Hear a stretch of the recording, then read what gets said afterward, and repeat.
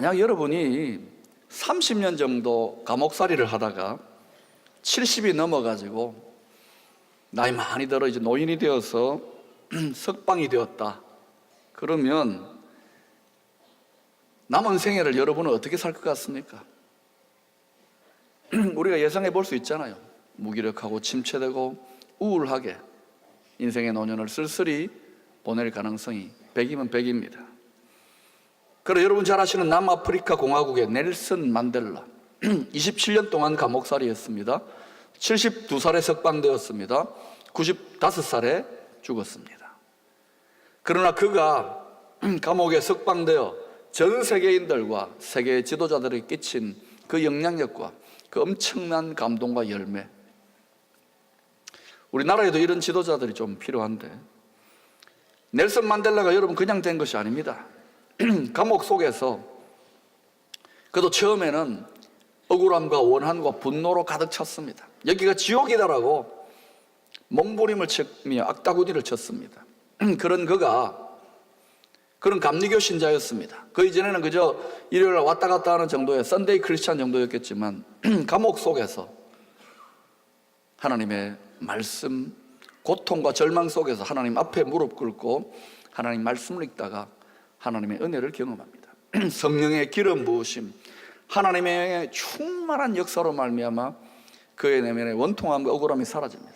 갑자기 주 예수와 동행하니 그 어디나 하늘나라 천국의 경험을 하게 됩니다. 그러면서 그는 감옥 속에서 여기가 천국이다, 여기가 내 신앙과 영성을 수련하는 수련의 도장이라고 고백하면서 그때부터 완전히 달라집니다. 그는 기도하면서 조국 남아공의 새로운 미래와 비전을 보면서 감옥 속에서 운동하고 지식을 단련하고 기술을 연마하면서 언젠가 다가올, 길고도 지독하게 오랜 절망 속에서 언젠가 다가올 희망의 날을 바라보면서 준비했습니다. 그리고 72세에 그런 감옥을 걸어 나올 때에 그 누구보다도 강건한 모습으로, 활기찬 모습으로 미래에 대한 청사진과 비전을 가지고 감옥을 출소하여 우리가 잘 아는 남아공에 그리고 전 세계인들에게 새로운 역사의 비전과 미래를 제시했습니다. 그가 14년째 수감되어 있을 때 하나님으로 말미암아 이미 변화를 경험했던 이 만델라는 자신의 맏딸이 첫 손녀를 자기에게 데리고 와서 이름 지어달라고 할 때에 그 아기를 자기 품에 안고는 황홀한 감격 속에서, 감옥 속에서 이 아기의 이름을 기도하고 난 다음에 이렇게 이름을 지었습니다. 아즈위라고. 이름이 별나다 싶지만은 그 나라의 의미로 말하면 뭐냐? 희망이라는 뜻이에요. 제 성씨를 갖다 붙이면 이 딸의 이름을 박희망이라고 지은 거예요. 절망의 감옥 속에서도 그 어떤 사람보다 긴 절망의 터널을 통과하면서도 만델라의 위대함이 어디에 있었습니까? 절망하지 않았다는 거예요. 끝까지 하나님 안에서 희망을 붙들었다는 것입니다. 여러분, 절망으로 가득하고 수많은 사람들이 우울증, 도박, 술 중독, 마약 중독, 온갖 중독으로 말미암아 헛된 위로를 찾는 절망과 수고와 고통이 가득한 이 세상 속에서 성도가 이 세상에 영향력을 줄 수 있는 차별성의 핵심이 뭐라고 생각합니까? 성도는 절대 희망의 사람인 줄로 믿습니다. 믿음의 실력자는 누구냐? 어떤 절망의 상황 속에서도 희망을 포기하지 않는 거예요. 여러분, 물질에, 지식에, 권세에 희망을 두어서는 안 됩니다. 물론 그것이 우리에게 든든함이 됩니다. 그래서 우리는 그런 것들을 움켜쥐어야 되고 노력해서 성취해야 되겠지만 절대 희망의 근거는 아닙니다. 요동하지 않는 반석 같은 절대 희망은 바로 하나님께 있는 줄로 믿습니다. 여러분, 그 하나님께 절대 희망을 두시고 마음의 닻을 두시고 다른 것들을 추구하셔야 됩니다. 오늘 본문 에스겔서에 나타나는 이 유명한 마른 뼈의 환상 이야기는 아주 우리에게는 너무나도 잘 알려져 있어요. 이 마른 뼈가 도대체 뭐냐? 왜 하나님은 에스겔 선지자에게 마른 뼈를 보여주셨을까? 이것은 영상으로, 환상으로 하나님께서 교훈을 주시고 있는 거예요. 11절에 이 마른 뼈가 무엇인지 직접 하나님이 설명합니다. 이렇게 말씀하십니다. 또 내게 이르시되 인자야 이 뼈들은 온 이스라엘의 족속이라. 그들이 이르기를 우리의 뼈들이 말랐고 우리의 소망이 없어졌으니 우리는 다 멸절되었다 하느니라. 지금 멀쩡하게 살아있는 하나님의 백성 이스라엘 민족들을 향하여 하나님이 뭐라고 하느냐, 이 마른 뼈들은 이스라엘 온 족속이다. 이들이 지금 살아있습니다. 그런데 살아있지만 하나님 보시기에는 죽었어요. 죽어도 완전히 처참하게 죽었어요. 그래서 죽었다, 마른 뼈와 같은 존재라고 하는 거예요. 여러분, 사람이 살아있다고 살아있는 겁니까? 사는 것 같이 살아야 살아있는 것이죠. 중환자실에 누워있으면 살아있는 겁니까? 사랑하는 여러분, 하나님께서 하나님의 택한 백성들, 하나님의 성도들을 보고 마른 뼈와 같이 죽었다라고 이야기합니다. 사대 교회를 보고 하나님이 살아있으나 실상은 죽은 자로다 하지 않았습니까? 오늘 이 예배드리러 나왔지만 여러분의 믿음은 죽은 믿음입니까? 살아있는 믿음입니까? 교회 왔다 갔다 한다고 살아있는 믿음이 아닙니다. 죽은 믿음은 능력이 없고, 죽은 믿음은 과연 그 믿음으로 천국 구원, 성령의 능력을 이룰 수 있을까? 하나님께 여쭤봐야 돼. 심각한 문제입니다. 오늘날 교회와 성도들이 세상을 향하여 빛과 소금의 영향력을 상실해가는 것은 교회 속에 있지만은 죽은 믿음, 하나님 보시기에는 죽은 믿음이 많기 때문에 그래요. 병든 믿음이 많기 때문에 그래요. 이스라엘 백성들의 상황이 어떠느냐? 그들의 죄로 말미암아 바벨론 제국의 나라가 패망합니다. 하나님이 징계였습니다. 하나님, 여러분 우습게 생각하시면 안 돼요. 하나님은 우주의 주관자이시고 무서운 분입니다. 특별히 하나님은 자신의 사랑하는 백성들, 성도들, 자녀들을 먼저 징계하십니다. 하나님 뜻대로 안 살면 부모가 자식들 때리듯이 하나님도 우리 때립니다. 징계가 없으면 사생자라 그랬어요. 하나님의 자녀이기 때문에 앞에 서 있는 이 목회자는 수도 없이 하나님의 구체적인 징계와 간섭과 맴매를 맞아봤습니다. 여러분, 나는 하나님 앞에 죄짓고 엉망으로 사는데 하나님 나는 보호해 주시는데요, 나는 편애하시는데, 아니에요. 그건 내버려둔 겁니다. 버린 자식 취급한 거예요. 내가 잘못하고 엉뚱한 길로 갈 때 부모가 사사건건 잔소리하고 때리고 교정해줘야 그 사람이 사랑받는 자식인 거예요. 오늘 여기 같이 온 자녀들, 부모님들이 여러분에게 그냥 못된 짓 하고 엉뚱한 짓 하는데도 가만히 내버려둔다, 그럼 여러분은 자녀가 아닌 거예요. 그러나 여러분이 사랑하는 자녀이기 때문에 부모들이 소리합니다. 여러분 그 소리를 비록 잔소리로 듣지만 잔소리 들어야 됩니다. 때로는 맴매도 맞아야 되는 거예요. 하나님 아버지가 사랑하는 하나님의 백성들을 그렇게 다루신다는 거예요. 바벨론 제국이라는 막대기를 통하여 이스라엘 민족이 패망합니다. 하나님의 백성인데 망하는 거예요. 그런데 이들의 절망과 깊은 탄식의 고통보다도 더한 하나님의 백성들만의 독특한 고통과 절망이 있었습니다. 그건 뭐냐? 어떻게 우리가 믿는 하나님이 이렇게 우리를 고통 가운데 내버려 둘 수 있나? 여러분, 고대의 전쟁은 신들의 전쟁, 성전이라 그래서 홀리워라 그랬습니다. 바벨론은 마르둑 신을 섬기고 있고, 이스라엘 백성들은 우주의 주관자요 창조주이신 하나님을 믿는다고, 여호와 하나님을 믿는다고 고백했습니다. 그리고 전쟁이 벌어졌습니다. 이스라엘 백성들은 처참하게 무너졌습니다. 물론 군사의 세력도 있지만은 왜 하나님이 그들을, 이스라엘 백성들을 보호하지 않고 내버려 두셨을까요?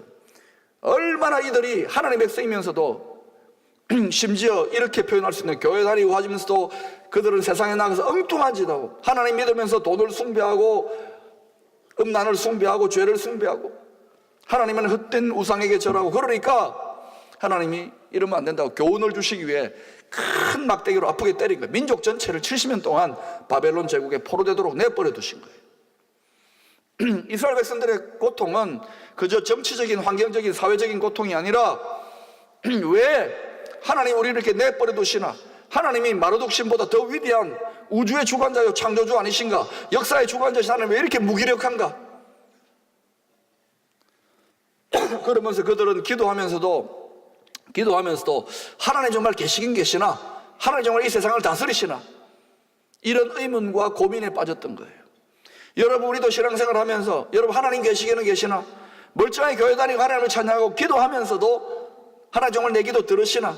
나는 버림받은 거 아닌가? 하나님 정말 이 우주와 역사를 다스리시나? 이런 고민 가운데 여러분 빠진 적이 있을 것입니다.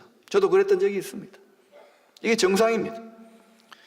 이들 이스라엘 백성들의 독특한 고통은 뭐냐?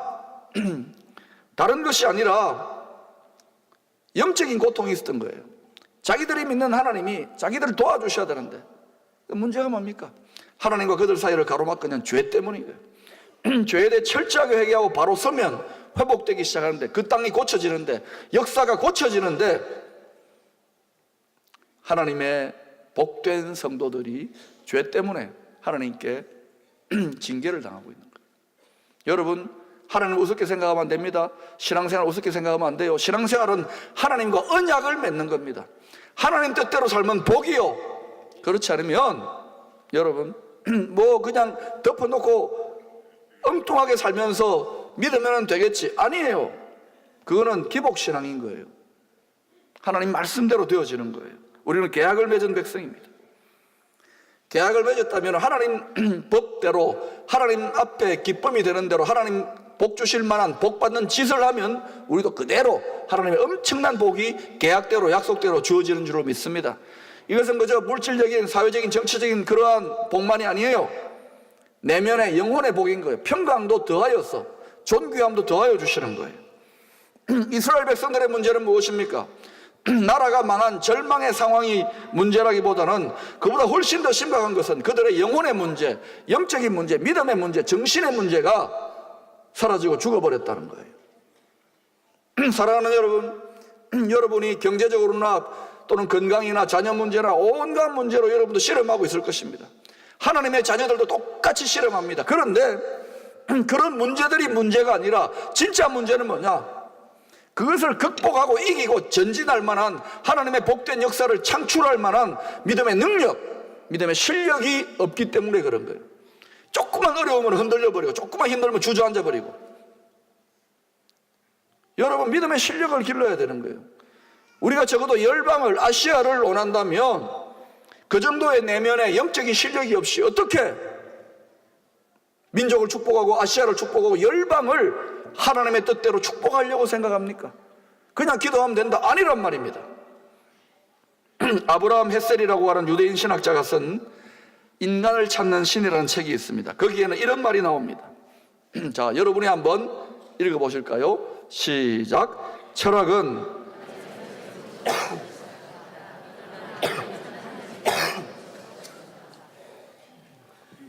철학은 인간의 질문으로부터 시작된다. 고통과 시련 가운데 있으면 사람이 생각이 많아집니다. 그 생각 속에서 생각이 깊어지기 때문에 우리가 생각 잘 안 하잖아요. 철학이 탄생해요. 그러나 여러분 알아야 될 것은 철학은 문제를 해결해 주지 못합니다. 철학은 그 문제를 해석해 주는 변사예요. 생각이 깊어지지만 이 잘못이 이렇다 저렇다 백날 그런 소리 들어도 문제를 예방하거나 문제를 극복할 수 없습니다. 그러나 하나님의 질문으로부터 생겨나는 믿음은 다릅니다. 왜? 전능하신 하나님의 능력, 그 문제를 해결할 수 있는 하나님의 능력을 끌어당길 수 있는 것이 바로 믿음이기 때문에 그래요. 오늘 본문은 절망에 빠진 이스라엘 민족들에게 하나님께서 그들을 바라보게 하시면서, 마른 뼈와 같은 그들을 바라보게 하시면서 에스겔 선지자에게 하나님이 이렇게 질문합니다. 하나님의 질문입니다. 그가 내게 이르시되 인자야, 이 뼈들이 능히 살 수 있겠느냐? 이 죽은 것 같은 이스라엘 민족들이 살 수 있겠느냐? 여러분 자신에게 이 하나님의 질문을 해보세요. 여러분이 침체되고 병들고 내 인생 끝났다고 혹시 생각하는 분이 있습니까? 하나님, 내 인생도 다시 살 수 있습니까? 이것을 하나님이 여러분에게 질문한다고요. 너희가 다시 살 수 있겠느냐? 너희가 바라는 복되고 소망찬 인생을 시작할 수 있겠느냐로 물어보시라고요. 그때 에스겔의 대답이 뭡니까? 내가 대답하되 주 여호와께서 아시나이다. 하나님께 대답을 넘겨버렸어요. 그러자 5절에 하나님이 이렇게 대답하십니다. 주 여호와께서 이 뼈들에게 이같이 말씀하시기를 내가 생기를 넣으리니 너희가 살아나리라.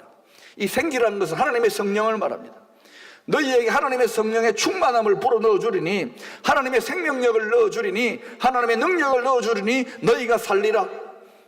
사랑하는 여러분, 여러분이 개인적으로 겪고 있는 인생에, 가정적으로 겪고 있는 인생에 당면 과제가 있을 것입니다. 하나님의 능력, 생명의 능력, 그 문제를 이겨낼 수 있는 성령의 파워, 권능을 받게 되면은 능히 그 문제를 이기고 사는 것처럼 살아나게 되는 거예요. 사랑하는 여러분, 하나님이 우리에게 어떤 문제에 대해서 질문을 할 때는요, 하나님이 뭐 한다는 것입니까? 질문한다는 관심이 있다는 거예요. 관심이 있기 때문에 개입하신다는 거예요. 관심이 있기 때문에 해결하기 위해 질문하는 거예요. 하나님은 아무런 대책도 없이 질문하는 게 아닙니다. 하나님이 질문한다는 것은 그런 의미에서 어떤 의미가 있습니까? 그 질문 자체가 구원이요, 축복이요, 능력이 되는 거예요. 사랑하는 여러분, 우리들도 인생의 문제, 여러 가지 세상의 문제를 안고 성도들로 씨름하지 않습니까? 역사의 문제를 안고 씨름하지 않습니까? 그때에 우리가 이것 가지고 인간적인 질문하면은요, 철학밖에 안 됩니다. 우울해집니다. 생각이 많아지고 우울해져요. 비관적이 됩니다.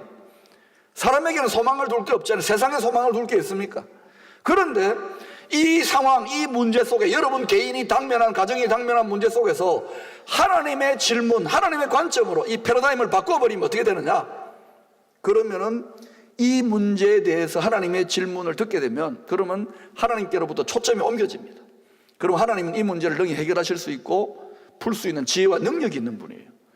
그러니까 여러분이 이제 지금까지는 여러분의 문제 또는 교회적인 문제, 이 지역과 민족의 문제를 놓고 계속 씨름하면서 이게 되겠나 어떻게 되겠나 이런 인간적인 질문했던 분들은 하나님의 질문으로 바꿀 수 있기를 축원합니다. 이 질문을 하나님께 던져드리세요. 그러면 하나님의 질문, 여러분, 하나님이 묻습니다. 여러분에게 묻습니다. 너희들이 하나님의 성령의 충만함으로 새로운 삶을 살 수 있겠느냐? 마른 뼈와 같은 너희들의 인생일지라도 너희가 다시 살 수 있겠느냐? 여러분 구체적으로 대답하세요. 아멘 소리가 작아요. 하영인 성전 새로운 변화를 감당하면서 여러 가지 또 어려운 문제들이 발생하지만 능히 살며 감당할 수 있겠느냐? 이 민족이 다시금 하나님의 뜻대로 복된 민족으로 열방을 축복하고 복음으로 통일되고 한국교회가 부흥할 수 있겠느냐? 여러분이 대답하셔야 돼요. 이것이 나의 인간적인 질문이라 그러면 인간적인 대답밖에 얻을 수 없어요. 하나님의 질문을 여러분이 하기 시작해요. 하나님은 무엇이라고 말씀하시는가? 하나님 무엇이라고 우리에 묻고 계시는가? 그러면 하나님의 능력이 개입되기 시작해요. 믿음이 생겨나기 시작하는 거예요. 왜? 하나님께로 이 문제를 올려드린 결과가 되기 때문에. 그런데 다시 살아나는 것 정도가 아닙니다. 10절에서는 이 이스라엘 백성들에 대해서 이렇게 표현하고 있습니다. 이에 내가 그 명령대로 대언하였더니 생기가 그들에게 들어가며 그들이 곧 살아나서 일어나 서는데 극히 큰 군대더라. 여러분, 하나님의 백성들은 그저 윤리적으로 왔다 갔다 착하게 생활하는 게 아니라니까요. 그것은 기본이고, 우리는 하나님의 큰 군대, 이스라엘 백성들이 바로왕 앞에서 애굽에 400년 동안 종살이하고 나오자마자 하나님이 그 오합지졸, 그 노예 같은 인생들을 바라보고 하나님 뭐라고 하셨는지 아십니까? 너희는 나의 군대다, 하나님의 군대라고 하셨어요. 바울은 그리스도인들을 그리스도의 군사라고 하지 않았습니까? 무엇을 위한 싸움입니까? 총과 칼, 주먹과 무력으로 싸우는 군사가 아닌 거예요. 혈과 육의 군사가 아니라, 피 흘리는 군사가 아니라, 이것은 영적인 싸움을 말하는 거예요. 내면의 마음과 생각, 여러분 이 세상에는 하늘에 있는 악한 영들이 있습니다. 하나님의 축복을 가로막고 속임수를 써서 도적질하고 죽이고 멸망길로 가게 하는 거예요. 원수마귀, 사단, 귀신의 세력들은 멸망길로 가게 하는 거예요. 우리는 영적인 싸움을 싸우고는 그리스도의 군사인 줄로 믿습니다. 여러분, 주님이 오신 것은 마귀의 일, 귀신의 일을 멸하기 위해 왔다 그래요. 포항이 자라는 명물이 있지요. 귀신 잡는 해병대. 여러분은 영적인 해병이 되어야 돼요. 영적인 해병. 무엇을 잡아야 되겠습니까? 구신을 잡아야 돼요. 여러분, 이뿐만이 아닙니다. 15절에는 남과 북으로 분단되어서 전 세계에 뿔뿔이 흩어진 유대인 디아스포라들을 향하여 그들이 마침내 하나님의 때에 한 민족이 되며 한 통치자 하나님 밑에서 통일될 것을 바라보고 있는 거예요. 이 에스겔 37장은 오늘날 아무라에게 자꾸만 분단이 깊어지고 여러 가지 힘든 사건들과 한국교회도 힘들어지는 이 상황 속에서 우리에게 너희가 마른 뼈와 같은 상황일지라도 이러한 비전이 있다고 주시는 하나님의 소망에 찬 예언적 비전이 될 수 있는 거예요. 왜? 우리도 영적인 이스라엘이기 때문에. 여러분 잘 아시지 않습니까? 130년 전에 여기에 복음이 전거되었을 때에 암흑의 땅이었습니다. 열강이 한국을 침탈하는 그런 때에 복음이 전거되고 불과 100여 년 만에 1000만 성도 6만 교회 전 세계 180개국 이상의 2만 5천 명의 선교사를 보내는 믿음의 강대국이 되어졌습니다. 그러나 작금의 한국교회 현실은 어떻습니까? 그러나 지금 한국 사회 현실은 어떻습니까? 혹시 마른 뼈와 같은 패배의식, 불신, 절망, 이간질, 분쟁, 분투, 그로 말미암아 마른 뼈와 같은 절망의 늪속으로 빠져들어가고 있는 것은 아닙니까? 이런 때에 우리는 어떤 질문을 해야 되겠습니까? 인간적인 질문이 아니에요. 이 문제를 하나님께 올려드리면서 하나님이 우리에게 질문하게 하시고, 하나님은 어떻게 하실 것인가? 하나님 우리에게 무엇을 묻고 있는가? 이 시대와 이 사회와 이 역사와 한국교회 이 마른 뼈와 같은 상황 속에서 하나님은 우리에게 무엇을 묻고 계시는가? 여러분 개인과 여러분 가정에 무엇을 묻고 계시는가? 이 하영인 성전은 왜 이러한 시대에 세워졌을까? 사랑하는 여러분, 우리 원착에 대한 잘 먹고 잘 살기 위한 것이 아닙니다. 이 성전을 통하여 우리의 다음 세대들, 이들이 민족과 열방을 섬길 만한, 통일한국과 중국과 아시아와 열방을 움직일 만한 하나님 나라의 군대들, 인물들이 세워져야 되는 거예요. 하나님은 언제나 뜻은, 좋으신 하나님은 그 민족과 그 가정과 그 개인을 향하여 선하시고 기뻐하시고 아름다운 비전을 갖고 계시는 거예요. 이 비전을 가로막는 어떠한 것들도 하나님은 우리의 믿음을 통하여, 영적인 군사들을 통하여 깨부시고, 안 된다 하고 불가능하다 하더라도 새로운 역사를 창출하는 하나님 나라의 강한 군사들, 강력하게 훈련되어진 영적인 해병들을 기르는 거예요. 여러분, 믿음은 유약한 것이 아닙니다. 믿음은 막강한 거예요. 죽음도 불사하는 것이 믿음입니다. 우리의 다음 세대들이 유약해지면 안 되는 거예요. 지식이 아무리 많아도 쉽게 우울증 걸리고 자살해버리고, 아닙니다. 오늘 여기에 나온 우리 학생들, 입시 지옥입니까? 지옥을 통과하세요. 감옥 갔습니까? 감옥 속에서도 절망하지 않았던 넬슨 만델라를 배우셔야 됩니다. 그것은 여러분을 믿음과 내면을 강건하게 연단하는 연단의 믿음이 될 것이고, 그 믿음의 그릇 위에 지식과 비전이 더해질 때에 여러분은 통일한국, 그리고 새로운 열방의 하나님 나라의 비전에 가장 선봉대로 설 수 있는 하나님 나라의 강한 큰 군대가 되는 거예요. 비록 우리의 상황이, 우리 개인과 가정과 지역과 민족의 상황이 마른 뼈와 같은 상황일지라 할지라도 하나님은 우리에게 이렇게 묻고 계십니다. 이 마른 뼈들이 다시 살아날 수 있겠느냐? 하나님은 이 마른 뼈들을 다시 살아나게 하는 것만이 하나님의 비전의 끝이 아니에요. 강한 군대로 세우셔서 열방을 축복하는 제사장 국가와 민족으로 세우기를 원하시는 거예요. 앞으로 이 하영인 성전을 통하여 이와 같은 하나님 나라의 인물들, 우리의 자녀들이 하나님의 강한 군사로 일어나 열방을 축복하는 인물들이 벌떼처럼 일어나게 되기를 축원합니다.